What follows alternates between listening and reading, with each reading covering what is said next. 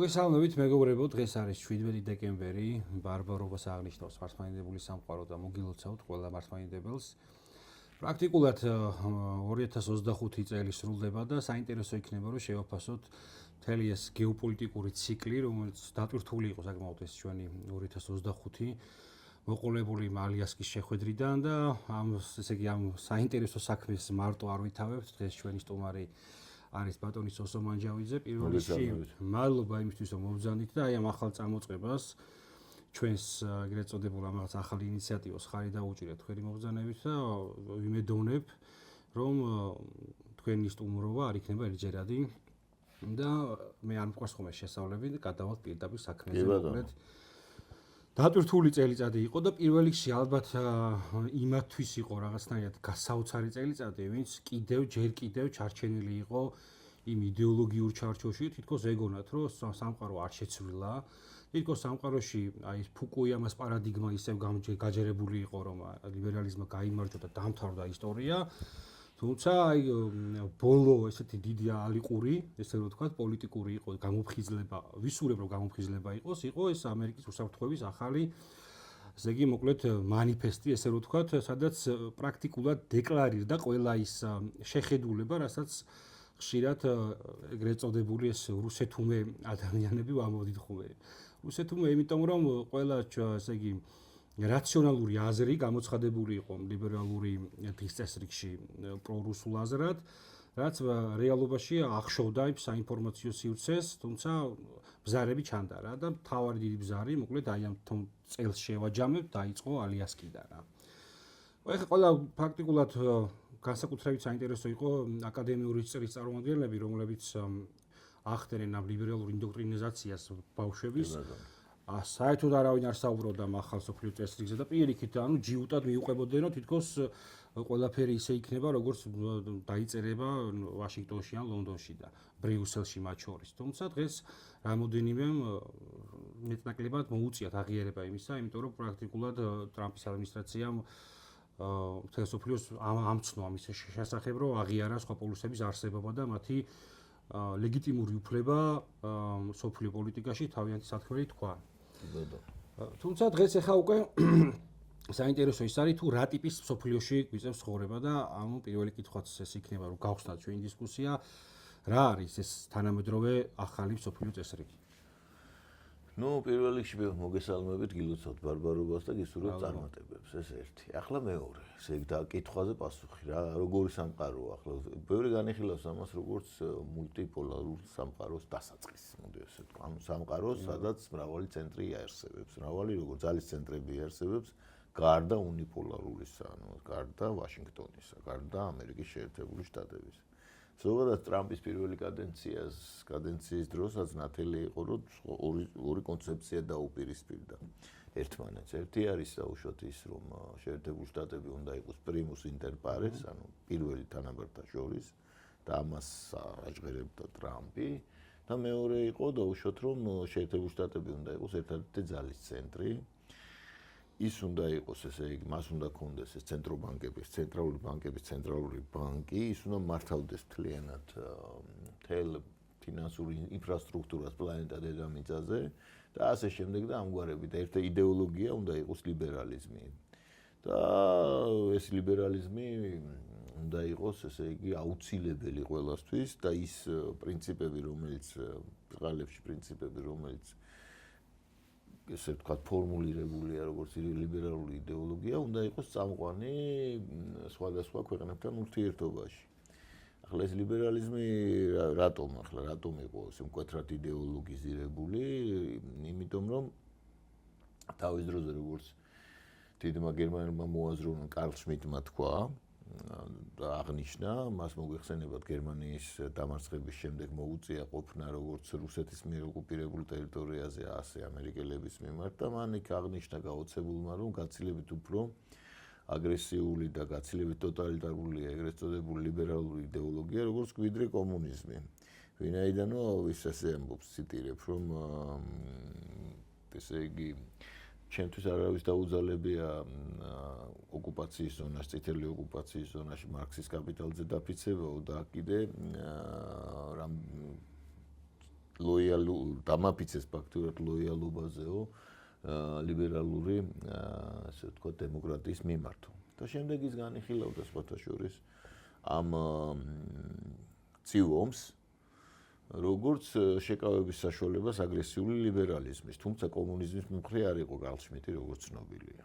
კი ბატონო, ეს იყო ერთ-ერთი ყველაზე გამოჩენილი გეოპოლიტიკოსი და პოლიტიკური თეორიების ავტორი გალშმიტი და ძალიან სერიოზული თეორიები აქვს მას, რომელზეც დგას დღეს ფაქტიურად ბევრი რამ. ახლა ეს რატომ არის ეს საინტერესო რომ დღეს ფაქტიურად ახლა ეს ტრამპის მაგა ის პრინციპები რომელზეც ის დგას და აი ეს დოკუმენტი რომელიც გამოქვეყნდა მას გაჟღერებული ჰქონდა და ფაქტიურად ამ მაგას იდეოლოგია იყო მის პირველ კადენციაში დღესაც იგივეა და აი მეორე წელს უკვე როდესაც ტრამპი ფაქტიურად შევიდა ძალაუფლებაში მან ეს გააჟღერა და გააჟღერა არა მარტო იმიტომ შეერთებულ შტატებს აქვს აი ესეთი მიდგომა ხომ გლობალური სამყაროს არამედ იმიტომაც რომ მის ასე ვთქვათ ამომრჩეველში მაგას ეყრდნობა ზარები გაჩნდა და ისმის კითხვები ხომ დიდი კითხვები რომ საერთოდ ის ყველაფერი ის რასაც ტრამპი პირდებოდა რითიც ის მოვიდა არ სრულდება კი ბატონო არ სრულდება თვითონ რესპუბლიკურ პარტიაშიც მოხდა ბრალდებები, რომ ისე იგივე იმ deep state-ს მიყვები, რაზეც ზუსტად წინააღმდეგ ჩვენ ბრძოლა დავიწყეთ. რთულია ამას ეს არ შეამჩნიოდა. ახლა ეს deep state-ს ახლა მართალია ჩვენი როგორ დავარქვა ასე აი ჭურში მსხდომი ლიბერალიზმის მიერ deep state-ი აღქმული იქნა როგორც ოცნების ნარატივი.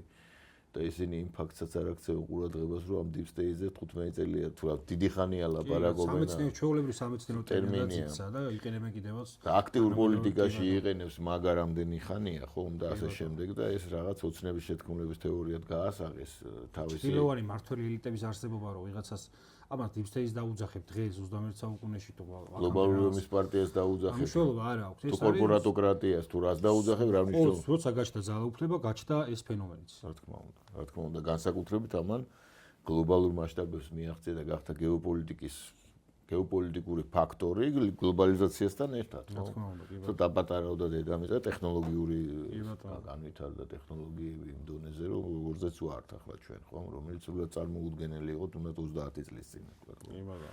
ვინმეს რო ეთქვა ახლა 30 წლის წინ რომ ამაში იქნებოდა მთელი ფაქტიურად ჩვენი აღქმული სამყარო, ხო? აქმადის საინფორმაციო ომიც რომ მათ იქნებოდა ზრობათა ხო კი აბსოლუტურად ხო ეს ხუვიმეს ხო გიჟად ჩათვლიდნენ არა თუმცა მოიტანა თანამედროვეობამ და აი მაგ მიმართულებითაც საკმაოდ აქტიური იდეაში მთელი ომი ეხლა აი ეს საინფორმაციო ომი მანდ მიდის და პირველი გარდატეხაც მათ მოხდა როცა გამოჩნდა ის ხალხი ვის ღიად დაიწყო აი ალტერნატიულ რეალობაზე კი უბრალოდ რეალობაზე რომელიც აქამდე ითვლებოდა რაღაცა კონსპირაციის თეორიად ესენი ითვლებოდნენ რაღაცა რუსული ნარატივის მომხრეებად და ასე შემდეგ აი მაგაზე კიდე ერთ საინტერესო რაღაცა მოხდა მდინარე თვეში ეს შეიძლება არ არის რაღაცა წლის დასაწყისი თუმცა მდინარე თვეში ის მოხდა რომ როცა ესე იგი Daily Mail-ზე გავრცელდა ინფორმაცია რომ ევროკავშირის 4 ქვეყანა ხო ავსტრიაზე იყო საუბარი უნგრეთზე ეს ავსტრია-უნგრეთი ხო კიდე კლასიკაა ცალკე იტალიაზე იყო საუბარი და უნგრეთზე რომ შექმნან რაღაცა ეს ამერიკული ხედვა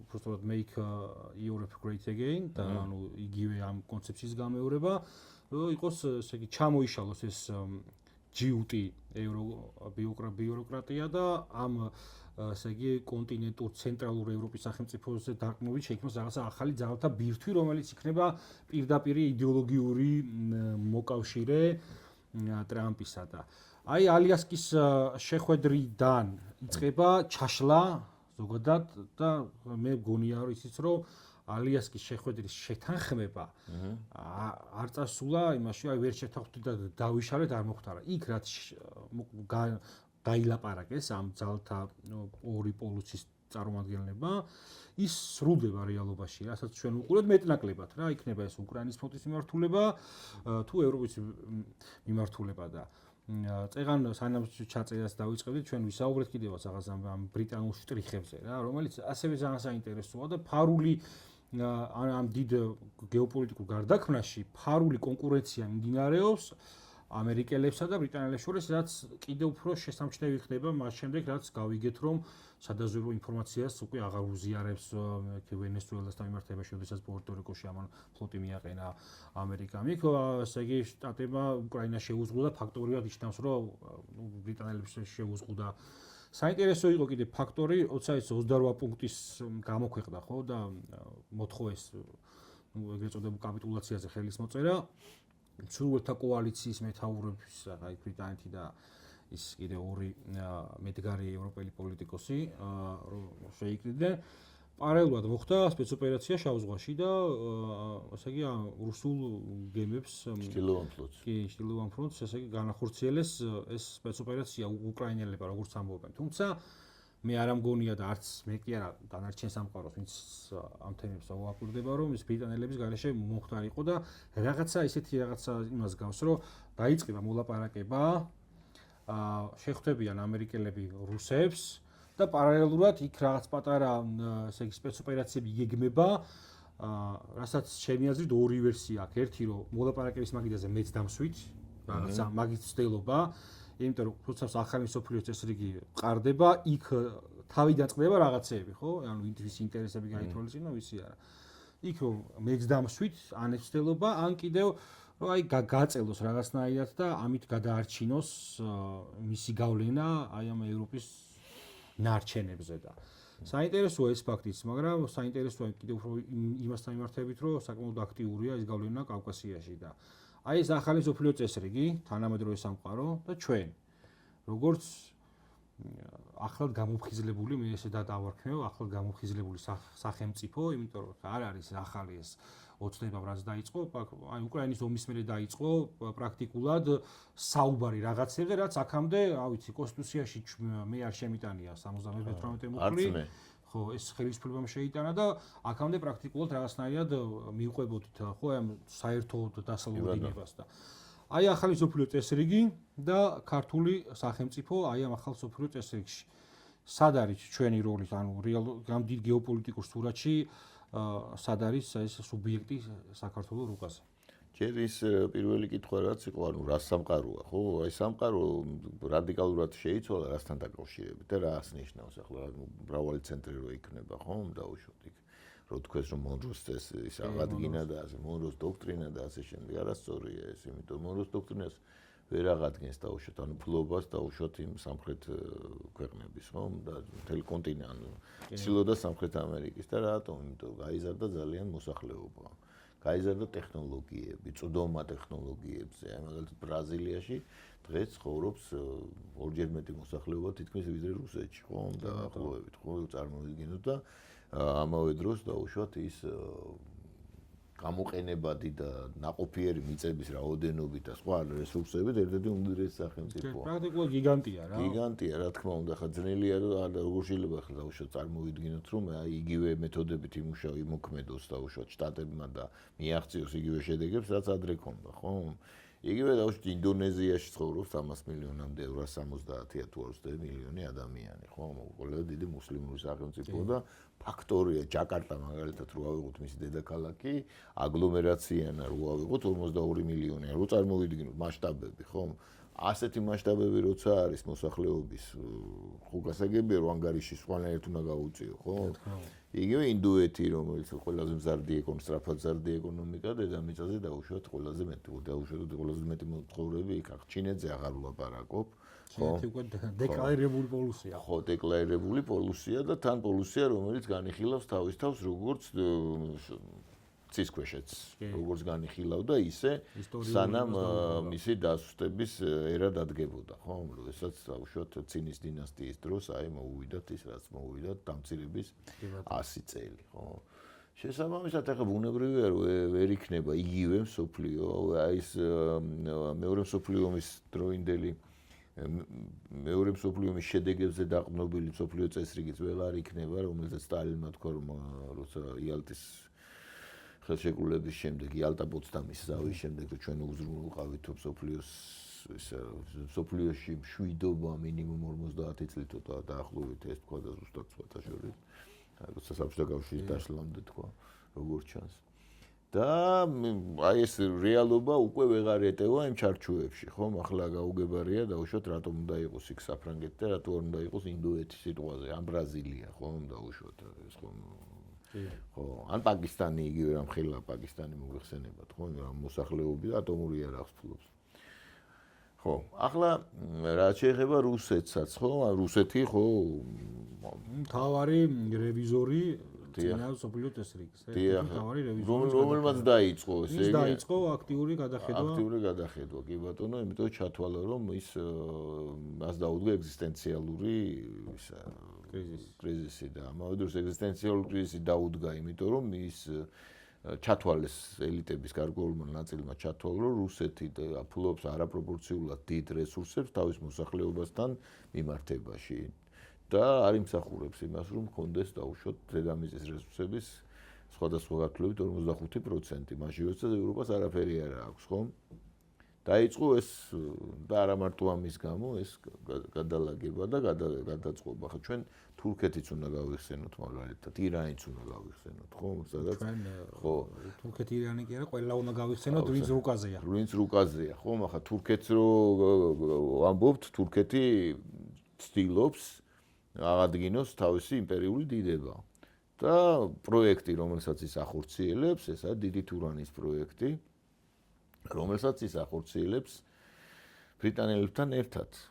ანუ ბრიტანელები ერთგვარ, ესე იგი, მათ ხო ახასიათებს ესე იგი ქსელური სახელმწიფო, მისი ინსტრუმენტი არის, თავარი ინსტრუმენტი არის intelligence service, ანუ და ეს ხო MI6, ანუ Mi-6, რომელთაც გავიხსენოთ, რომ ბრიტანეთი იყო დედამიწაზე არსებული ყველაზე დიდი იმპერია. ყველაზე უფრო დახვეწილი მართვის მეთოდებით, როდესაც ერთ პატარა კუნძულზე წარმოიდგინეთ იმ დროს, იმ კავშირგაბმულობის საშუალებების დროს და იმ მწირი სამხედრო რესურსების პირობებში, რომელიც მას გააჩნდა რეალურად, ახერხებდა რა დაიპყრო ინდოეთი, თავის ბანგლადეში ან პაკისტანი ან სხვათა შორის და მივიდა ავღანეთამდე, დიდი თამაშის პირ რუსეთის იმპერიასა და იმას შორის. აიღეს პეკინი და ოპიუმებს აწარმოებდა შესწირეს ნახევარი ჩინეთი. დიახ, და წახგლიჯა ჩინეთის ესე იგი მისი პროვინციები, ხო? ავსტრალია, იმის რა ქვია, ამერიკაში, კანადა, წარმოვიდგინე, უამრავი კუნძულები, სამხრეთ აფრიკა, აფრიკის უზარმაზარი ტერიტორიები დაახლოებით 25% ეკავა. კი ბატონო. წარმოვიდგინე დედამიწის და მართავდა რა. პრაქტიკულად ფრანგებთან ერთად გაიყო ეს რა, აფრიკა რა. ხო, ფრანგებთან ერთად კი გაიყო, მაგრამ ფრანგები ამ შემთხვევაში ასრულებდნენ უფრო underdog, ის იყო რა, ისინი მართავდნენ რა. ცოტა ვესმოვეს. ხო, ასევე პროცესებს, იმიტომ თვითონ ელემენტარულად რესურსები არ ყოფნიდა, ხო, და ის საოცარი ამავე დროს შიდა მოწესრიგებულობის, შიდა დაუშვათ ეს მასკულინური ქრისტიანობა, დაუშვათ ეს საჯარო სკოლები, აი ეს შიდა ელიტური მოწესრიგებული, კავშირები ბრიტანული, ცნობილი ასახული ლიტერატურაში, ფილმებში, ხო? ეს იყო აბსოლუტურად უნიკალური მოვლენა, განპირობებული ამ ბრიტანეთის ისტორიით, რომელიც ძალიან საინტერესოა, როგორ ყალიბდებოდა ეს საოცარი ერთობა, ხო? რომლის დანგრევასაც ჩვენ უყურებთ ახლა, ხო? ფაქტიურად.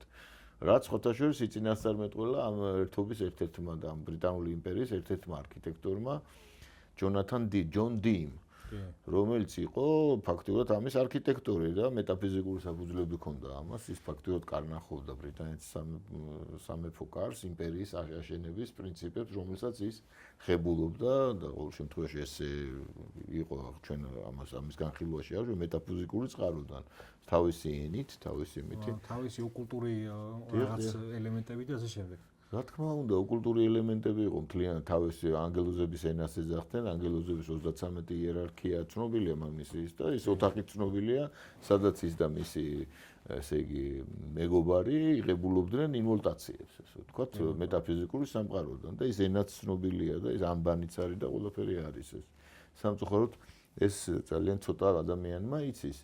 ისე როგორც სხვა საინტერესო მომენტები ისტორიის რა, რომელიც რაღაცა სეფტყლად არის გადმოცემული. იმიტომ რომ მთელი ისტორია ჩვენთან არა მხოლოდ ეგ მომენტია, მთელი ისტორია ეს კიდე რაღაცა შეიძლება მთელი ისტორია ჩვენ მათ შორის აი ამ ლიბერალური დიქტატის ხა მე ლიბერალიზმზე იმიტომ საუბრობ რომ დღეს ეს იყო ხო ამ პერიოდში ეს იყო დომინანტური იდეოლოგია თორე მე ყველა აი ამ იდეოლოგიის ესე იგი მასობრივი წნეხის ქვეშ ყველა ისტორია გადის თავისი ფილტრაციას რა თქმა უნდა და ხდება სტელიური რაღაცა ფაქტები რომელიც იმ მომენტში იმ იდეოლოგიისთვის არის მნიშვნელოვანი რომ გაიმტკიცოს ძალაუფლება და ამ შემთხვევაში მაგით ვსაუბრობ ლიბერალიზმზე დადებითა წარმოჩენა ალბათ რო ყოფილიყავი რაღაცა 70-იან წლებში ვიტყოდი კომუნიზმი აქ რო ყოფილიყო პირობით იმიტომ რომ მნიშვნელოვანია რა შეხა მე არ ვიძახი იმას რომ ყველაფერი რაც ხდება სამყაროში არ მომწონს რა თქმა უნდა რაღაცები მომწონს მაგრამ მნიშვნელოვანია ეს ბურუსიდან გამოხვიდე და დაინახო რეალურად ის რომ დაუშვათ ევროპული კეთილდღეობის უკან დგას კოლონიალიზმის სისხლიანი ისტორია რამაც პრაქტიკულად მიცა ხო ევროპას რა თქმა უნდა საშუალება იმისი რომ მთელი ეს რესურსები მოებილიზა თუნდაც თანამედროვე ევროპის ახლა კეთილდღეობის უკან დგას ამერიკული ნატოს ოკუპაცია პრაქტიკულად რამაც განაპირობა ის რომ თქვა მერცმა დასრულდა ახლა ეს ეპოქა როდესაც ამერიკული სამხედრო ინდუსტრიაზე ვიყავით და ჩვენი უნდა შევქნათ მაგრამ ну ეხა იგენი რა შექმნიან ორ წელიწადში მით უმეტეს ჩემთვის წარმოუდგენელია როცა Volkswagen-ი გაუკოტორდათ და ისეთი რაღაც სიმბოლური გერმანული ინდუსტრია რო კოტორდება და მე ჩინეთში გადადის ეს არა მხოლოდ ის კი არა რაღაცა კომერციული ამბავი მცირე რო აი დაიხურა საწარმო არამედ ჩემთვის ნიშანდობლივია და რაღაც პოლიტიკურ მესიჯებსაც შეიცავს რა ხო ახლა ჩვენ რო ვილაპარაკოთ ევროპის კოლონიალიზმზე დაუშვათ ხო რატომ მოხდა რომ ევროპაში მოხდა აკუმულაცია იმის რა ქვია სიმდიდრის ხო და როგორ რა პროცესები უძღვება ტოინბისის რო არის დასავლეთი და სოფლიო ხო როგორ მიმდინარეობდა 4 მიმართულებით ესე ვთქვათ სოფლიოს მიმართ დასავლეთის პოზიციონირება ანუ დამორჩილების ცდილობები და ასე შემდეგ ხო ну ძალიან საინტერესო თემა. ამავე დროს ჩვენ უნდა ვთქვათ ისიც რომ ხალხები რომლებსაც დაუშვათ კოლონიურ მდგომარეობაში გადაყავდა დაუშვათ იგივე ბრიტანეთის იმპერიას სხვა სტადიაში იყვნენ განვითარების. უბრალოდ ამ ხაზის, ამ ვექტორის ხალხები ეს არის. აი მაგალითად ახლა ჩვენ რო წარმოვიდგინოთ დაუშვათ რა იქნებოდა პაპუა ახალგვინეაში დაუშვათ რომ არ შესულიყვნენ იქ ბრიტანელები ხო ძალიან საინტერესო სურათი დახვდათ იქ თავებზე მონადირეები და ასე შემდეგ ხო ესეც ერთ მნიშვნელოვნად ესე არ შეიძლება განხილვა თუმცა ახლა დაუშვათ რაც ჩინეთს გაუკეთეს ეგ სხვა ასპექტია იმიტომ რომ იქ სხვა ცივილიზაცია იყო მაგრამ ახლა დაუშვათ მაორები რო ეკამათებიან ეს რა ქვია ავსტრალიაში კი არა ახალ ზელანდიაში მაორები ხო იყვნენ არა და იქ ბრიტანეთმა იქ მეფე ყავდათ ასე ვთქვათ იქ და ნუ თავისებურად ორგანიზაციული სტრუქტურები იყო მაგრამ და დაიდო ხელშეკრულებაც იმიტომ რომ ეს მეომარი ხალხი იყო და ნუ ბრიტანეთს არ ქონდა ახლა ბრიტანელები ახლა როგორ წარმოგიდგენიათ მაშინ დაუშვათ რამდენი ორი გემი მიწურდებოდა ხო იქად ხო არ გადასხდებოდნენ ახლა ეს ძალიან სერიოზული ამბავია იქ მომიცურდე იმ გემით იმ საშუალებებით და იალქნიანი გემებით ახალ ზელანდიაში წარმოიდგინეთ ახლა არის ეგ მთელი პრობლემა და ახლა წარმოვიდგინოთ მაშინ ან საერთოდ ძალიან გასაოცარია როგორ ახერხებდნენ და რა ტექნოლოგია როგორი ტიპის ხალხი იყო ძლიერების ქვეყანის რაღაცა თავარი ის იყო რა ბრიტანეთის იყო ყველაზე კი ბატონო მაგრამ აი თვითონ ტექნოლოგიურად იმ ოკეანეში დაუშვათ იმ იალქნიანი გემებით ოპერირება და რა ეს ურთულესი რამე იყო ძალიან ცოტა მე მაგალითად ძალიან მიკვირს ხო აი რომ ვეცნობი ამას როგორ იყო ეს მოწყობილი ტექნოლოგიურად ხო გასაოცარია პირდაპირ ხო მაგრამ დაუდეს იქ ხელშეკრულება მე დაარღვიეს ცხადია ბრასიზამდე ცხავა ხო ნუ ეგ იმპერია და ახლა არის იქ დაუშვათ ის დაახლოებით ისეთივე ტიპის პროტესტი როგორც დაუშვათ აქ გვაქვს ჩვენ ხო რუსეთის იმპერიის მიმართ რომელსაც ვადანაშაულებთ გეორგიევსკის ტრაქტატის ნუ ესეთი ის არის დისკურსი ხო ზოგადად კი რა თქმა უნდა ხო ნუ და ასე ჩვენ უბრალოდ ემოციებში ნუ გადავალთ განვიხილოთ ეს როგორც ასე ვთქვათ კი ბატონო ხო და იქ მე ვნახე ერთხელ ესეთი დისკუსია იყო ეს მაორების მოძრაობის წარმომადგენელი ადანაშაულის დისკუსია როგორ ჩვენს ხედავთ და ეს ეუბნება რომ აი თქვენო ბრიტანელებმაო დაარღვიეთო ხელშეკრულებაო თქვენო ასე მოკლედ ლანძღავს ხო და იცით რა ეს ბრიტანელებმა უთხრა რა ეს ჩვენ ვარ დაგვერღვიაო თქვენ ახლა ჩვენ ერთად დამჯდარიყავით თუ თქვენ მე განმეხილავდით როგორც სადილსო ცივილიზაცია ანუ ისინი არითვლებოდა დაუშვათ ეს კანიბალიზმი მეომრის მოკლული მეომრის ღვიძლის ჭამა ეს რაღაც ისეა ეს იმპერიებს ახასიათებს რა დიადი მიზნებით კოლონიალიზმი ხო და გვერდითი მოვლენები რა თქმა უნდა აქვს ეხლა რა თქმა უნდა აქვს რაღაცა ნუ იქ ვიღაცა რაღაცას ააშენებს პირობითად და ნუ ცივილიზაციური ელემენტები შეაქვს თავის კულტურის ელემენტები აი ფრეზერის ის რო ავიღოთ მაგალითად რა ოქროს რტო ხო მაგეთი ნაწარმოებია სხვათა შორის ძალიან საინტერესო ეთნოლოგიური და ეთნოფილოსოფიური დავარქვევდი ასე ხო იქ არის განხილული აი ესეთი რამე უამრავი ხალხებია უამრავი აი ბრიტანეთის იმპერია რატო ლაპარაკობთ აი ექვსზე ხო ეს ინფორმაცია ან მან მოხდა ინტეგრაცია ცოდნის და ყველა იყო მიექვსი აი ჩვენსავით კი არ იყო ჩვენ ახლა გვეჩვენება რომ ჩვენი უსაფრთხოების სამსახური არის ესე იგი ჩვენი მტერი ამ დროს ის ხალხებში სადაც ეს ხდება რომ ადამიანებს ესმით რომ უსაფრთხოების სამსახური უნდა იყოს ყველაზე ძლიერი და მთავარი მაგით იწყება ქვეყნის შენობობა მაგ ეგ არის მთავარი ეგ თუ არა გაქვს და ეს დაპირისპირება არსებობს რომელსაც სხვათა შორის ამ ტექნოლოგიას იყენებს ზემოთ აღნიშნული Mi6 დაპირისპირება იყოს ხო მაშინ არაფერი გამოვა თუ უსაფრთხოებაზე იგება ყველაფერი და რატომ ვამბობ ახლა მას აი ფრეზერი რატო ვახსენე რომ აი ეს ხალხები რომელსაც დაუშვათ ბრიტანეთის კოლონიზაციას ესენი იყვნენ არარაციონალური გონების ცივილიზაციაში, არამედ მაგიურ რეალობაში. მაგიზმი, ან მაგიაში ცხოვრობდნენ. ჩვენ ახლა დიდი კაცობრიობის განვითარების უდიდესი ეტაპი სწორედ მაგიზმთან არის დაკავშირებული და უამრავი რამე რაზე ჩვენ მეტყველებთ, ეხლა წვირვა ცნობიერებთ ჩვენ, თორე უამრავი რამე ამასთან არის დაკავშირებული. აი ფრეზერს აქ ძალიან საინტერესო სხვათა შორის აი მთელი ეს მოუწოდებ მაყურებელს წაიკითხოს აი როგორ განიხილავდნენ ბრიტანელები დაუშვათ იმ ცივილიზაციებს იმ კულტურებს რომელსაც ისინი დაუშვათ აქცევდნენ კოლონიურ მდგომარეობაში ხო ეს აქედან გამომდინარე რატო ვთქვი ახლა ეს ბრიტანული იმპერიის და ზოგადად ევროპული ცივილიზაციის ცალსახად უარყოფითი შეფასებები რო ისმის დაუშვათ ხო იმ ადამიანებისგან რომლებიც თანამედროვე ცივილიზაციაში არიან ხო ასე ვთქვა არა მაგიურში არამედ და რაში ხო აი ეგ თლაც სწორი არა ჩვენ კარგიც უნდა ვთქვა ცუდიც უნდა ვთქვა რაც კარგად მიგვაჩნია ხო რა თქმა უნდა აი იგივე დაუშვათ ესპანელების კონკისტადორები რო გადასხდნენ იქ და დაუშვათ არის ეგეთი შეფასებები ახლა უკვე რომ ესპანელების მიერ ანუ კათოლიკების მიერ იქ დაანგრევა კორტესის მიერ აცტეკების იმპერიის და მე იმის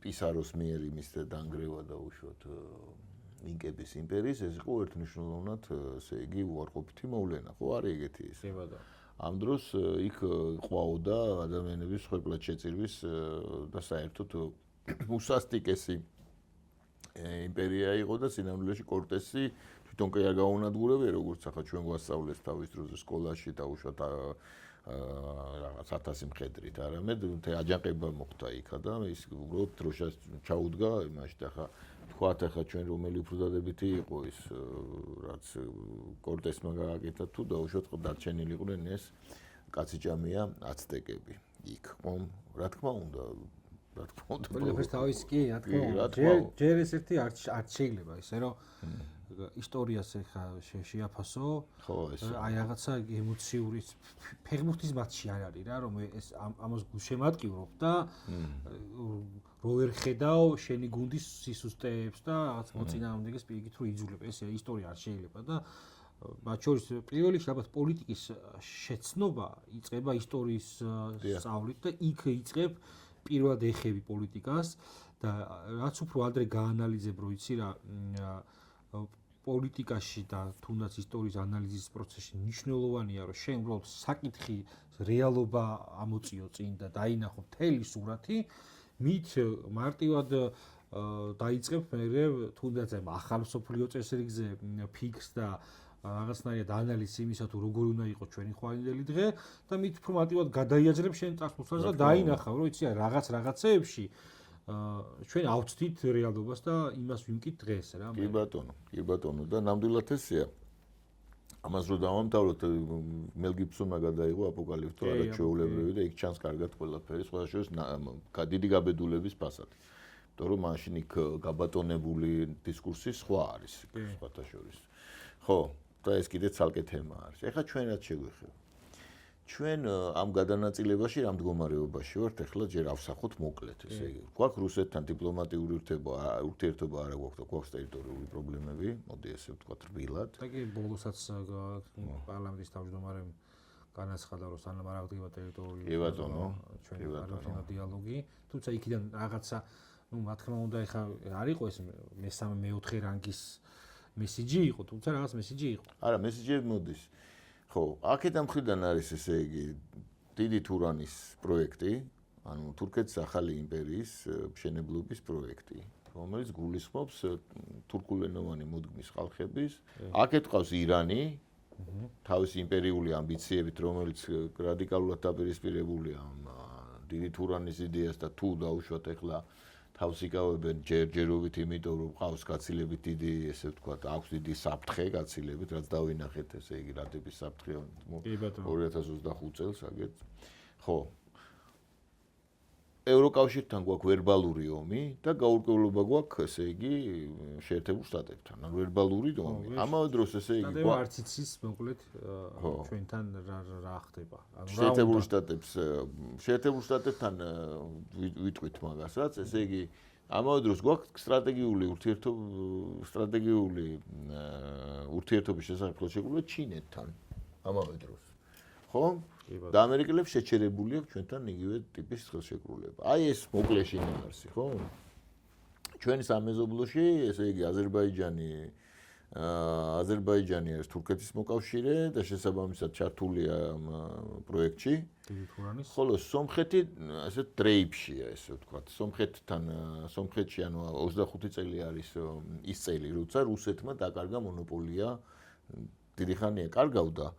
მაგრამ 22 წლის უკრაინის ესე იგი ომის შემდეგ იწყება რუსეთის მონოპოლიური როლის დრამატული ცვლილება სამხრეთ კავკასიაში. ეს რაუნდები რუსეთმა ძალიან ძიმე იმაშია დამარცხებების სტადიაშია სამხრეთ კავკასიაში. სომხეთში კერძოდ ახლა პაშინიანის ესე იგი დრეიფი თურქეთისკენ, პაშინიანის დრეიფი ევროკავშირისკენ ღიად ანტირუსული ესე იგი პოზიციების დაფიქსირება. ეხლა დააფიქსირა როგორც მოლდოვაშიო, ესე დავეხმარეთ საარჩევნო ანტირუსული ჩარევისაგანო ევროკავშირში. ну ეხლა სომხეთმაც იგივე ზუსტად. და ამავე დროს სომხეთი უკვე პოზიციონირებს სომხური საზოგადოებრივი აზრი რადიკალურად ანტირუსულად არის განწყობილი. იქ და ეს რა თქმა უნდა არის რუსეთის სისტემური ჩავარდნა. სისტემური ჩავარდნა, ხო, ბევრს აქ პრორუს აი ფანატიკურად პრორუსი ხალხი რო არის, ამას რო ვთქვი, ახლა იმათმაც დამწყევლეს. ხო, ცალკე ესენი წყევლებიან ეს, რა ქვია, ევროშაყიდრავებულები, რომლებსაც მიაჩნიათ, რომ ევროპა იყო ჰომოგენური რაღაც 64-ის ჟოზეფ ბორელის ისე, ხო. ზოგიერთი კიდე რუსეთს მიიჩნევს დაუშვათ რაღაც, ხო, ისეთ სადაც იდეალიზმია რაღაცნაირი და აი თვითონ ეს იდეალისტები ჩვენ რაც გვჭირს, რაც განუვითარებლობ პოლიტიკაში. ზოგადად ეს მიდგომას, რომ რაღაცა სიტყვი, პრორუსი ხარ, რაღაც სიტყვი და შენ ლიბერალი ხარ, ანუ ეს მიდგომას გულისხმობს იმას, რომ თან იმას ჩართვას გავაკეთე, გულისხმობს იმას, რომ შენ თავს არ ფლობ რა. შენ მე აღარ ხარ, იმიტომ რომ შენ ისე ეს ხალხი ისე უყურებს, რომ ან ის ხარ, ან ეს ხარ, ანუ ან ერთი უკიდურესობა ხარ, ან მეორე და ქართველების გეოპოლიტიკური იდენტობაც, იმიტომაც სულ ვიძახით, რომ ჩვენ უნდა ვიპოვოთ ჩვენი გეოპოლიტიკური იდენტობა. არა მხოლოდ რუკაზე, რომელიც შეიძლება მეტაფიზიკური მოცემულობა, არამედ ჩვენს აზროვნებაში უნდა ვიპოვოთ, რომ რეალობაში დავინახოთ ახალი მსოფლიო იქნება, ძველი მსოფლიო თუ ნებისმიერი ტიპის წესრიგი. ჩვენ თუ ამას არ დავინახავთ, ჩვენ როგორც ვიყავით მარტივმომრავლებლად დაშლილები, აი ისე დავიშლებით ზუსტად. ანუ ჩვენ სამყარო ესეა, მოწ ულტიმატუმს გიყენებს. ანუ უნდა გაიგო რაღაცა. კი ბატონო. ან თუ ვერ გაიგებ, ხო, რაც წერია დავით გურამიშვილის ნაწარმოებში, აი ის მოგივა ზუსტად.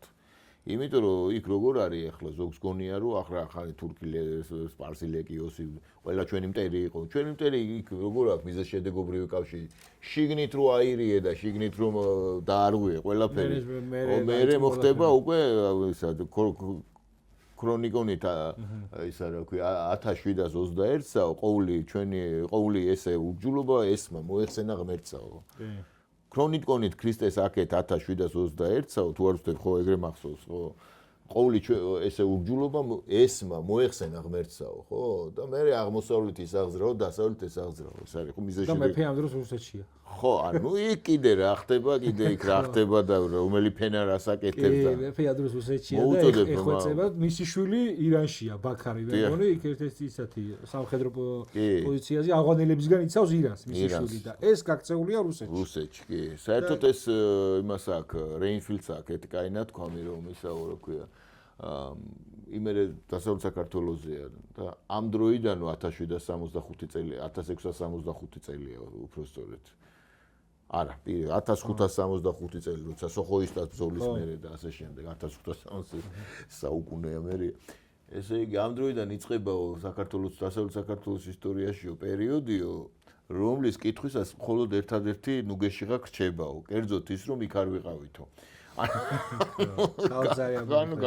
საოცარი კაცო ჯერ მარტო ისა რა ქვია არჩილის ლექსი რომ წავიკითხეთ ხო იქ იმერეთში არჩილის დრო 17 გადატრიალება მოხდა და ძირითადად ესე იგი მკვლელობები ხდებოდა როცა მეფე ფეხსალაკში მიდიოდა და ხო ნუ ასეთი ხო და დავტოვე ქაჯთა ქვეყანა ღმერთისგან დაწყევლილიო ეს არჩილის სიტყვებია როცა რუსეთში მიდიოდა ეს ცნობისთვის ხო და ახლა ჩვენი ამოცანა რა არის? ჩვენი ამოცანა არის რაღაცნაირად აი ეს შავთეთრი ხედვების თან სხვადასხვა მიმართულებით მიმართული შავთეთრი ხედვები რაღაცნაირად გადავლახოთ. ასევე გადავლახოთ ეს ფანატიზმი. ფანატიზმი რაც დამახასიათებს რაღაც სექტანტური, იზოლაციონისტური მიდგომები ყველაფრის მიმართ, ხო? მათ შორის ახლა ეს პარტიული სისტემა, რაც ილია ჭავჭავაძე ამბობდა, რომ პარტიები დაღუპავენ საქართველოსო აი ყო დავაკვირდეთ პარტიების ევოლუციას, ისინი კატასტროფული სისწრაფით ხდებიან სექტები, ტოტალიტარული თან, რომლებსაც აქვს აი ესეთი რაღაცნაირი ტუნელური აზროვნება, წყევლაკრულითა და უბედურებით, რომელიც ნუ რა თქმა უნდა განპირობებულია მათი გაუნათლებლობით ძირითადად, მაგრამ ეს ტუნელური აზროვნება. მაგრამ ამავე დროს პარტიული სისტემა სწორედ აქეთკენ უბიძგებს სამწუხაროდ ამ უმწიფარი გონების ადამიანებს და ხედავთ ესე იგი ზოგი ქრისტიანობის სახელით იგინება, ზოგი ევროპის სახელით იგინება, ზოგი რუსეთის. და ეს გინება გახდა ეროვნული სპორტი რაღაცნაირად რა. ხო და ეს რატო ვთქვი რომ იმ შემთხვევაში თუ ჩვენ ვერ გადავლახავთ ამას და ვერ გადავეჩვევით ამ სახელმწიფო გადატრიალებების ესე იგი მანიაკალურ ჟინს რაც არის რა ჩვენთან ახლა ხო დავაკვირდეთ ახლა ჩვენ ყავს აგერ ხო ყავს ხელისუფლება რამდენი პრეტენდენტი ყავს ჯერ მარტო ესე იგი სალომე ზურაბიშვილი ხო არის ლეგიტიმური პრეზიდენტი ხო ვიცით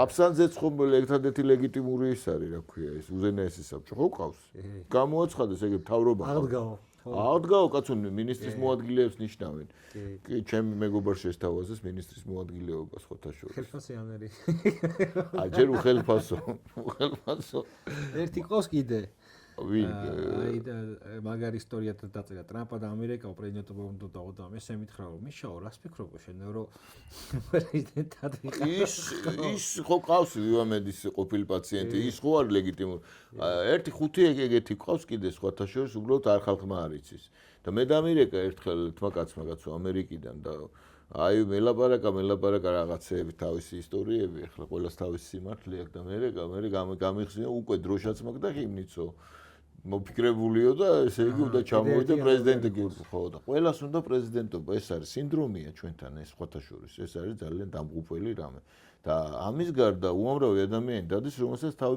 პირველად ყავს წარმოდგენილი და ძირითადი სხვათა შორის აი ეს არასტაბილურობის მთავარი ფაქტორი ეგ არის ახლა დააკვირდა, არავინ არ ცნობს თავის შეცდომებს. არავინ არ ცნობს დაუშვათ იმას, რომ აი რა ქვია, დამარცხდა. დაკვირვებული ხო ვართ ახლა. არჩევნებს ცნობა არავის არ უნდა. და ისინი კიდე ვინც არ არიან ხელისუფლებაში, ხომ? თავს უბედურად მიიჩნევენ. და ძულთ, ესე იგი, ისინი ვინც ხელისუფლებაში არიან. და ეს რაღაცნაირად ეს არაპროპორციული ამბიციები ქვეყნის ზომასთან და ეკონომიკურ რეალობასთან მიმართებაში, ეს არის ჩვენი ერთ-ერთი სერიოზული პრობლემა. ვინ ამბობდა, ვინკე ბევრი ამბობდა იმას, ეს ქართველები უნდა, ესე იგი, დიდი სივრცე თუ არა ჭამენ ერთმანეთსო, ხო? და ეს ყოველდღიურად ჩანს. ხო, როგორც აი პატარა იმაში რომ მოაქციო, რა ქვია, დიდი თევზები და არ ყოფნით ჯანგბადი, ისე არ ყოფნით აი ეს ჩვენი პატარა სივრცე და არის გაზრდილი რაღაც აოცრად, ესე იგი, თავგონბალასავით ეს ჩვენი და იმაში ხო გამოიხატება ეს განათლების დავაკვირდეთ რისკენ მიდიან ძირითადად სტუდენტები რა მისწრაფებები აქვს, ხო? აი თავის დროზე კომუნისტების დროს ყველა ისტორიულზე ყველაზე დიდი კონკურსი იყო, მე ისტორიული მაქვს დამთავრებული, ხო, ყველაზე დიდი კონკურსი იყო. და რატომ? იმიტომ რომ რაიკომის დივანი უნდა გაფრთხილიყავი.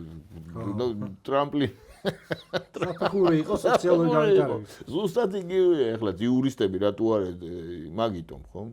ყველაზე მეტი იურისტი. აი მე მაქვს მაგალითად დამთავრებული პოლიტიკის მეცნიერება და პოლიტიკის მეცნიერებაზე ნუ ჩემს ფაკულტეტზე ვიტყვი ხა რა.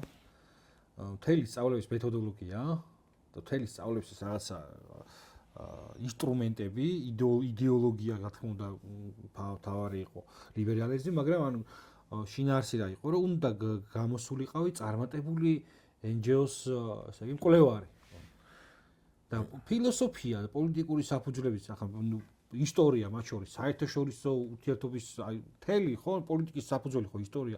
ისტორია ჩვენ გვაინტერესებს აი ეს რაღაცა ესე იგი რეფორმის შინაარსი, რომლითაც დაიზოგება რაღაცა თანხა, ანუ ჩვეულებრივი რაღაცა ან კანცელარიის ჭია ხარ პირობითად, ან ხარ NGO-ს მკვლევარი, ისიც იმიტომ რომ კანცელარიის ჭია გამოიჭირო კორუფციაში და მე ამხილო კორუფციაში და მე იქ ვიღაცა დაწერს, რომ აი ეს რაღაცა გამოიყენებს მე თავის ბიზნესისთვის. აი აქეთკენ იყო მიმართული საპირისპიროდ იმისა, რომ რაღაც პოლიტიკური ცნობიერებაზე ემუშავა ვინმეს რა.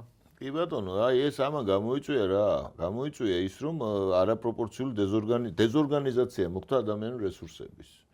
ანუ საბჭოთა კავშირის დროს ეს ჩვენი ამბიციები, აი მაგალითად, აი არქიტექტურის ფაკულტეტს ამთავრებდა n რაოდენობის ადამიანი ერთ ფაკულტეტზე, ხო და ეს ნაწილდებოდა მთელ საბჭოთა კავშირში, ზუსტ ციფრი აღარ მაუსულს, დღეს 5-ჯერ თუ 6-ჯერ მეტ არქიტექტორი გამოდის სხვადასხვა უნივერსიტეტებიდან და რჩება საქართველოში. აი მაგალითს. იგივეა იურისტებზე.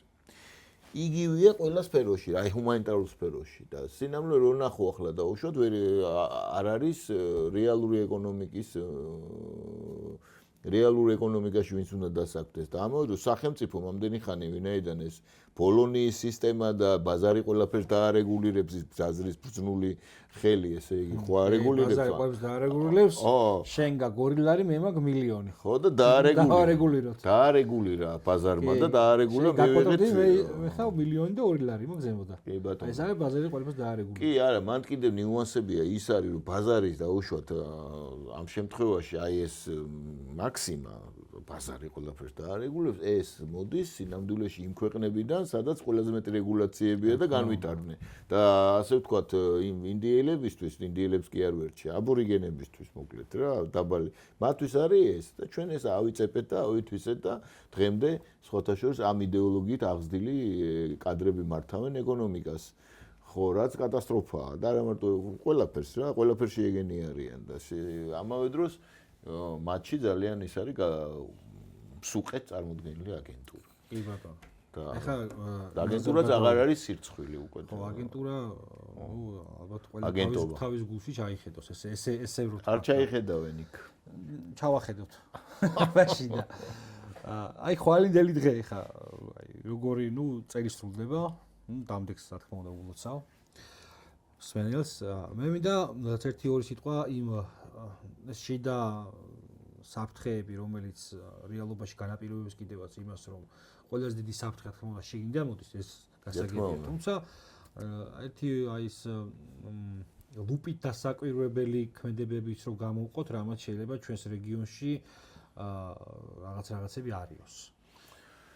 პირველ რიგში ეს არის ჩვენ რეგიონში პირდაპირ ვისი ინტერესია, ხომ? აი ყველა საშიში ახლა არის სწორედ ის პროექტი, რომელზეც ვისაუბრეთ, ხომ? და ის უკმაყოფილება, რომელიც ბრიტანელებს აქვს დაუშვათ ამ რეგიონში გარკვეული მათი ინტერესების გაუთვალისწინებლობის გამო და კლასიკური ბრიტანულ-რუსული დაპირისპირება კვლავ ძალაშია, ხო? დიდი თამაში ბრუნდება. დიდი თამაში განსაკუთრებით ჩვენ რეგიონში პირდაპირ აგერ ჩვენი ლეიზი გამოვიდა და ხო თქვა ეგზისტენციალური საფრთხე ჩვენთვის არის რუსეთი, ხო? გასაგებია ხა რუსეთი რო არის ეგზისტენციალური საფრთხე, უკრაინა და კავკასია, ხო? მათი დაპირისპირების არეალი ერთ-ერთი. ხო, მთავარი ერთ-ერთი, ხო?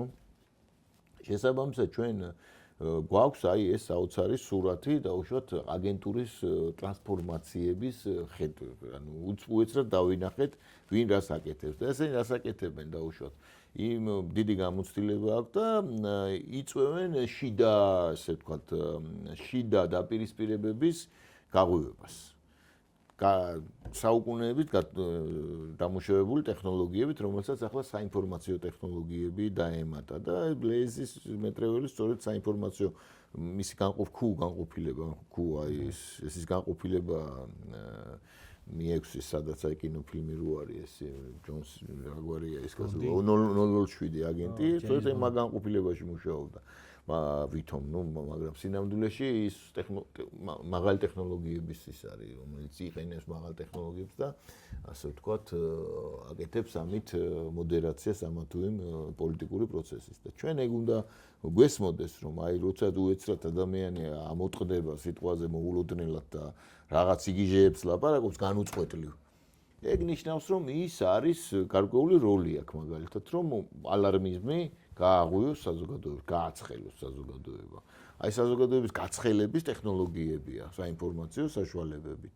და უნდა გვესმოდეს, რომ აი ლოგიკურად რომ არ იმაშვება ადამიანი და არ რეაგირებს ლოგიკაზე და აწვება ესე ვთქვა თავისას და იწვევს ადამიანების გარკვეულ რაოდენობებში პანიკას, ეს ჩვეულებრივი ტექნოლოგიაა და უშუალოდ სპეცსამსახურების რა, რომელიც გარკვეულ ფუნქციას ასრულებს. აი ეს ამ როლებია გადანაწილებული აგენტურა ესე იგი დაფინანსებული და ადამიანები რეაგირებენ და ზეითად ახლა ადამიანების შიშზე, ქსენოფობიაზე, ანუ ურაპატრიოტიზმზე, ამაზე წამოგება ხდება. რაც იყო 90-იან წლებში სხვათა შორის ჩვენი კლასიკა. ახლა ეს მარტო ჩვენთან არ ხდება. არა, ეს თემ სოფლიოში ეგეთი და იგივეა დაუშვათ. ზოგადად რეგიონშიც შეიმჩნევა.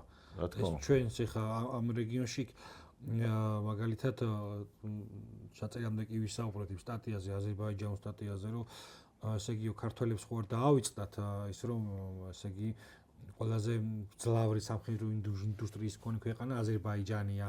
იქ რაღაცა იყო რომ ჩვენს ესე იგი მძღოლებსო ეთნიკურ ნიადაგზე ჩაგრავენ საზღვარზე ამოწმებენო. ეხლა საზღვარზე რომ შეგამოწმებენ და შეიძლება შეყომდეს, არის ბუნებრივი მოვლენა.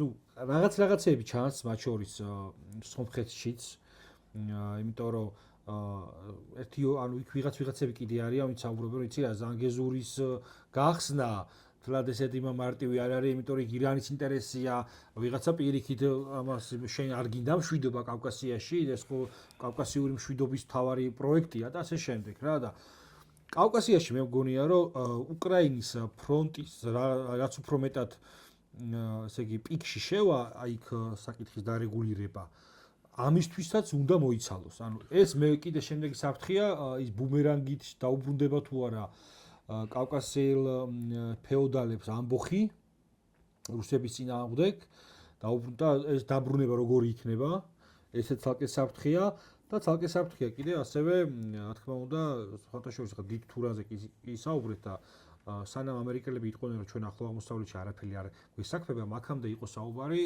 C5+3 ფორმაზე ანუ იგივე დიდი თურანია ცენტრალური აზიას პლუს ამერიკა რა არის ცენტრალური აზიაში რაც ჩამოთვალეს ტაჯიკებს არ თვლიან ზოგადად ხა პროთურქულებად მაგრამ რეგიონში მაინც შედის ხა უფრო მეტად პროირანული ეთნოსია მაგრამ ნუ მაინც შედის ამ რეგიონში და გაერთიანო დიდი თურანია ხა ციმბირს ნუ დაუბატებ ეს საერთოდ ტაჯიკების გარეშეც საკმაოდ ისაა თუმცა იქ დიდი წინააღმდეგობებია მინდა ეს პროექტი ცალკე მე არ მგონია რა მგონია რომ აქედან გავა ამერიკა და გინდა კი ბრიტანული ინტერესის სფეროა, მაგრამ მათაც ექნებათ რაღაცა მაჯაზე თითით დადებული, იმიტომ რომ ის არის ის სარტყელი ზონა, რომელიც აცალკავებს ცენტრალური აგერ წოდებული ჰარტლენდის სახელმწიფოებს, ხო, ჩინეთს, რუსეთს, ირანს და მათ შორის ლოჯისტიკური კავშირისთვის მთავარი სივრცეა გეოპოლიტიკური. ეს საფრთხეთ ცალკე, ესე იგი, მოქმედებს აღზევებული ერდოღანის ამბიციები და ასე შემდეგ, ხო და ჩვენ იმ გამოფხიზლებასთან ერთად მთავარი რაც უნდა დავიწყოთ, არ შეიძლება გეოპოლიტიკურად შევხედოთ ჩვენ ქვეყანას სხვისი გადმოსახედით რა. ანუ ეს გვემართებოდა დიდი ხანი და მათ შორის დღესაც ჩვენ ცნობიერში აღქმა ჩვენი ქვეყნის როლისა არის ამ შემთხვევაში უფრო მეტად დასავლეთის გადმოსახედიდან, რომ აბა რა, ფიქსაცია და როლი გაქვს, რომ იყო დაგეშილი იყო რუსების წინააღმდეგ. კი ბატონო. და იმიტომ და ამას მე მიდის გახსენებენ წარსულს, მე ისედაც ვიცი რა ტკივილი მაქვს რა, სად მოხდა ჩვენი ესე იგი ბრძოლები და ასე შემდეგ. ყველაფერი კარგად მახსოვს, მაგრამ ამდროულად უნდა მახსოვდეს ის, რომ მე შვილი მყავს და საქართველოს მომავალი არის ჩემი შვილი რა და ჩვენი შვილები არიან ეს მომავალი და იმედი მაქვს რომ აი წეგან ახლა ვისაუბრეთ, მე არ ვიცი სახელმწიფო იქ რას იზაოს, მინისტრი შეიცვლება, პირობითად რომ ყველა ელიტა იცვლება, მართველი ელიტა, მაგრამ გამოფხიზლება უნდა მოხდეს ხალხში პირველ რიგში რა. რა თქმა უნდა. ხალხში თუ არ ჩამოყალიბდება ეს გეოპოლიტიკური ზრდილი, ცნობიერება, რომელიც პირველ რიგში ამ ეროვნულ იდენტობაზე იქნება ამიდრეკილი, ძალიან რთული იქნება გადარჩენა. და თან ეს ძალიან რთული პერიოდში შევდივართ. აი თან იმას მოუყური თავს, რომ სოფლიო წესრიგი როცა ირღვევა ერთი და შენდება მეორე, ამის გრევასთან მიდის იქ თავისუფლდება ზონები. ზონების გათავისუფლებაში გულისხმობ იმას, რომ ყველა ცდილობს, ყველა ის მაგიდაზე მსხდომი ეს მოთამაშეები დიდი და შედარებით მცირე თავისი წაიღოს. ამიტომ ვიძახი, რომ ძალიან რთულ პერიოდში შევდივართ ახლა, ვიდრე ანუ ეს იქნება იმაზე რთული პერიოდი, ჩემი განმოსახედიდან, ვიდრე იყო ეს გავლილი 30 წელი. კი ბატონო. იმიტომ რომ ახლა აწილდება ახალი სამყარო. და აქ ჩვენი არასწორი ფეხის ნაბიჯმა შეიძლება გამოიწვიოს ის, რომ სამწუხაროდ, რა ვიცი, კიდევ უფრო მეტად გაიზარდოს ის ოკუპირებული ტერიტორიების რაოდენობა. ან საერთოდ ჩამოიშალოს შენი სახელმწიფო. იმიტომ რომ არ ვიცით ქვეყანა ხვალ რა მოცემულობაში გაიღვიძებს. კი ბატონო, ახლა მანდ არის ესეთი ფორმულა უნდა ვთქვათ. თუ შენ შეინარჩუნებ ერთიანობას დაუშვათ და არ უშუალოდ თავრობის ეფექტურ კონტროლს იმ ტერიტორიაზე, რომელიც გვაქვს, ხო? ასეთ შემთხვევაში შენ ითვლები გარკვეულ ანგარიშგასაწევ ძალას და შეიძლება გააქვს შანსი, რომ გეოპოლიტიკურ, ესე იგი, წისქვილში თავი არ მოყვეს რა, ასე ვთქვათ რა. ეს გააქვს შანსი, ეს გარანტირებული არ არის. მაგრამ შენ თუ ამ დროს ესე იგი დაიწყებ ფრაგმენტაციას, რა თქმა უნდა. დაიწყებ ესე იგი სამგლეგოჭივით თუ ატროვდები და დაიწყებ დესტაბილიზაციას, ან თუ ვერ მოხდება ეფექტური კონტროლის განხორციელება ქვეყანაზე, შენ ჩაითვლები ფელდ, ანუ არ შემდგარ სახელმწიფოდ და უკვე შენ გახდები, ესე ვთქვათ, აი როგორც მონადირეები გადაინაწილებენ ხოლმე ნანადირევს, აი ესე გადაინაწილებენ თავიანთ ინტერესებს და დროებითი განმუხტვის ობიექტი გახდები. აი ესე რომ ვთქვათ. ხო? აი ეს არის ძალიან მარტივი და ძალიან ბევრი მაგალითი გვაქვს და ყველაზე დიდი მაგალითი ეგერ არის უკრაინაში, ხო, მაგალითად, ხო? აქედან გამომდინარე, კიდევ ერთხელ ულტიმატუმი ეს, შენ თუ ვერ არა ხარ ღირსი სახელმწიფოსი, ხო? თუ ვერ შეიგნე და ვერ ისწავლე, ვერც ერთი გაკვეთილი, ხო? ბუნებრივია რომ არავინ არ შეგიბრალებს. და შენ კისერზე იქნება შენი უბედურება. აი ამაშია საქმე და ჩვენ როცა იმ საზოგადოებას, რომელიც ხდება ამას, მაგრამ შიშის გამო ხმას არ იღებს, გამოხტომებზე აი ამ იმის რაც ხდება, ხომ? შიშის გამო რომ ვიღაცას ხროულად არ დაესხან თავზე. და ზოგი რას აკეთებს, ზოგი რა დავალებას ასრულებს და ზოგი რას, ხომ? გასაგებია ახლა ადამიანები არიან, ზოგს უჭირს, ზოგი ეგ ცალკე საკითხია, ხო? მაგრამ საზოგადოების უმრავლესობა როცა ხმას არ იღებს დუმილის სპირალში როცა არის შესული, აი მაშინ ღირსი ხდება ის საზოგადოება იმის რაც ემართება მერე, ხო? აი მე ერთ მაგალითს გეტყვი, რუს ტურისტებზე რო იყო ეგ ფურთხებები და ისინი და ესენი, ხო? მაშინ მიკვირდა რომ კაცო ეს ტურისტული ტურისტული სააგენტოები ვისაც იყო პირდაპირ სარგებელი. პირდაპირ ვისაც სარგებელი ჰქონდა და ვინც ბანკის წესხები ჰქონდათ, ხო? რომ დაუშვათ იმ ანგარიშით, რომ ესენი დაუშვათ ჩამოდიოდნენ. ისინი არ იღებდნენ ხმას მაინცა და მაინც. და ყოჩაღო ვიღაცებს ეუბნებოდნენ. და ეს გადაყავთ ემოციებში. მაშინ როდესაც საერთოდ რა შუაშია ემოციები, ხო? როცა შენ გააქვს აგერ პრაგმატული ინტერესი, ხო? აი მათუსო დავანებთ მორალური მხარეც არსებობს. მორალური მხარეც თავი გავანებთ. ეხლა ვიღაცა გოგოს ნატაშას რო კვერცხს ვესვრი მაგით მე ვერ ვიბრუნებ აფხაზეთს და თუ საომარი მაქვს აი ვისაც ომი უნდა და ჩავთრინდი ეგერ პოლონეთში გადაიხდიდი ფულს მიხვიდოდი 2 საათში ფრონტის ხაზზე და იომი. კი, პროქსი ომში ჩაერთვებოდი იქ თუ გინდოდა ეს ომი, მინდით პროქსი ომი იმეთი რა ქვია, გეოპოლიტიკური აქტორების და ხო. შეგეძლოდა, არა ის რა კვერცხი გესროლა რა. ხო, არა მარტო კვერცხი კაცო კი 1000 უღირსის აქციელი, ხო და ეს დუმილის ფონზე ხდებოდა სხვათა შორის რა.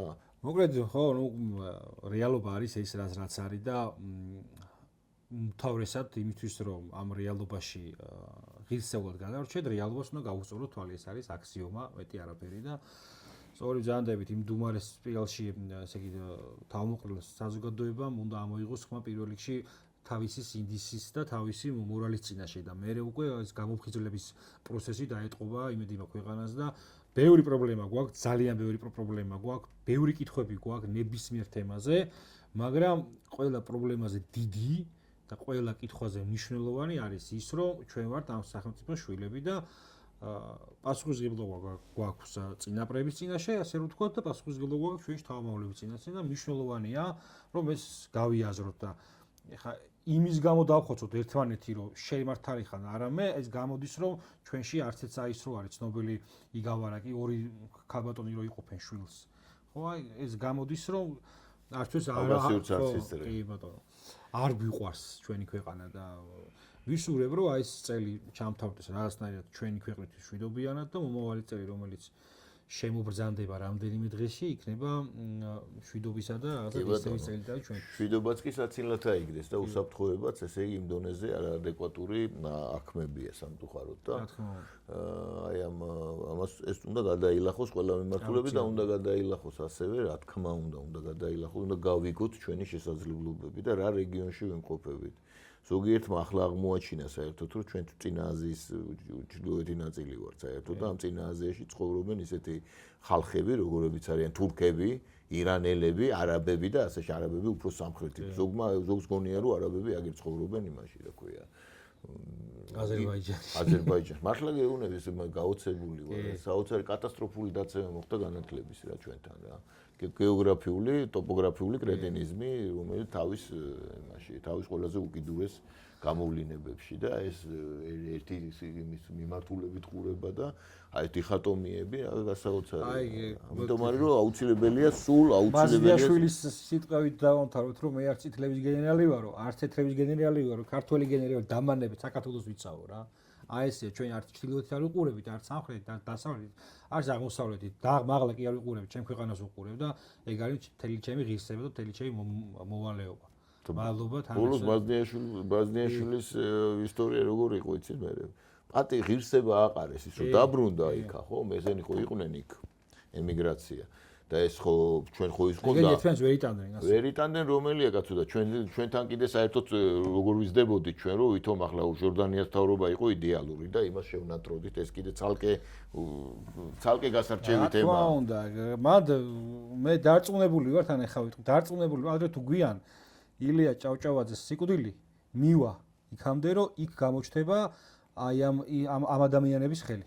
რა თუნდა ამას აიკითხოთ პრესა იმის რა ქვია მაგ პერიოდის ჩვენებაც არის ერთ-ერთი ჩვენება არის მე მგონი ჩოლოყაშვილის შეფიცულთა რაზმის წევრი მემუარებში წერს რომ ვიღაცა შეხვდა აღარ მახსოვს პარიზში შეხვდა და იქ დაკითხეს ცემეს დაკითხეს და იქ ამბობდა რომ ჟორდანიაც ესწრებოდა და მე ვითომ მოკლედ იცოდა რა. ხო არა, გასაგებია კაცო, მორალური უკვლელობა როგორ მოხდა ეგ არის თავარი. მორალური უკვლელობა სოციალ-დემოკრატებმა. აბა მეტი ვისაწყობდა ეხა მაგათ აწყობდა. სოციალ-დემოკრატები ახლა ილია ჭავჭავაძის წინააღმდეგ წაიკითხონ ისა და მე ისინი მოვიდნენ ხელისუფლებაში. ილია დაცინოდა ეს ნოე ჟორდანიას როგორც უმეცარს. და მაინც ადამიანს ის აირჩიეს, რა ქვია. და ჯერ ქუჩა აიღეს მე ტერორით და ახლა ბოლშევიკები და მენშევიკებმა მერე მოხდა ეს მათი რაღაცა ერთმანეთში დაჯახება თორე. ესენი რადიკალური ფრთა იყო კაცო. ნაწილებდნენ ქუჩას და თელ ამბებს. რა თქმა უნდა და ამის გარდა საქართველოს საერთოდ ტროცკისტების ბუდე იყო ესე ცნობისთვის. მადლობა მოკლედ დღევანდელი განაცემისთვის და წარმატებებს გისურვებთ ბედნიერი დამდეგი ახალი წელი. გაიხარეთ თქვენ წარმატებებს გისურვებთ.